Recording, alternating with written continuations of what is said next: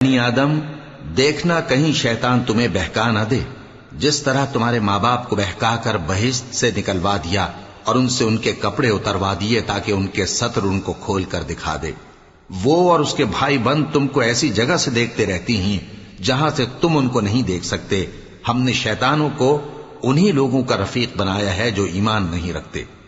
اور یہ لوگ جب کوئی بے حیائی کا کام کرتے ہیں تو کہتے ہیں کہ ہم نے اپنے بزرگوں کو اسی طرح کرتے دیکھا ہے، اور اللہ نے بھی ہم کو یہی حکم دیا ہے۔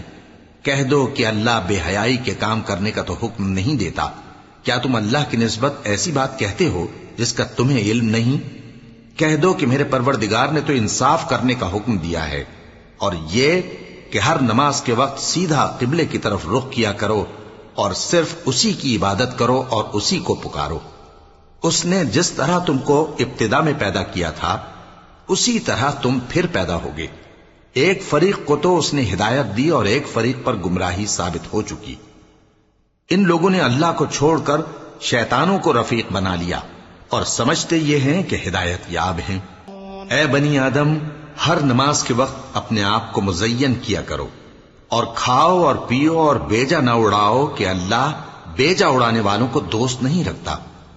پوچھو تو کہ جو زینت و آرائش اور کھانے پینے کی پاکیزہ چیزیں اللہ نے اپنے بندوں کے لیے پیدا کی ہیں ان کو حرام کس نے کیا ہے؟ کہہ دو کہ یہ چیزیں دنیا کی زندگی میں بھی ایمان والوں کے لیے ہیں اور قیامت کے دن صرف انہی کا حصہ ہوں گی۔ اسی طرح اللہ اپنی آیتیں سمجھنے والوں کے لیے کھول کھول کر بیان فرماتا ہے۔ کہہ دو کہ میرے پروردگار نے تو بے حیائی کی باتوں کو ظاہر ہوں یا پوشیدہ اور گناہ کو اور ناحق زیادتی کرنے کو حرام کیا ہے، اور اس کو بھی کہ تم کسی کو اللہ کا شریک بناؤ جس کی اس نے کوئی سند نازل نہیں کی، اور اس کو بھی کہ اللہ کے بارے میں ایسی باتیں کہو جن کا تمہیں کچھ علم نہیں۔ اور ہر ایک امت کے لیے موت کا ایک وقت مقرر ہے، جب وہ آ جاتا ہے تو نہ تو ایک گھڑی دیر کر سکتے ہیں اور نہ جلدی ہی کر سکتے ہیں۔ اے بنی آدم، ہم تم کو یہ نصیحت ہمیشہ کرتے رہے ہیں کہ جب ہمارے پیغمبر تمہارے پاس آیا کریں اور ہماری آیتیں تم کو سنایا کریں تو ان پر ایمان لایا کرو، کہ اب جو شخص ان پر ایمان لا کر اللہ سے ڈرتا رہے گا اور اپنی حالت درست رکھے گا تو ایسے لوگوں کو نہ کچھ خوف ہوگا اور نہ وہ غمناک ہوں گے۔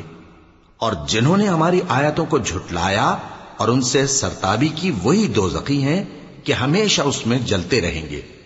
پس اس سے زیادہ ظالم کون جو اللہ پر جھوٹ باندھے یا اس کی آیتوں کو جھٹلائے؟ ان کو ان کے نصیب کا لکھا ملتا ہی رہے گا، یہاں تک کہ جب ان کے پاس ہمارے بھیجے ہوئے فرشتے جان نکالنے آئیں گے تو کہیں گے کہ جن کو تم اللہ کے سوا پکارا کرتے تھے وہ اب کہاں ہیں؟ وہ کہیں گے کہ وہ ہم سے گم ہو گئے، اور اقرار کریں گے کہ بے شک وہ کافر تھے۔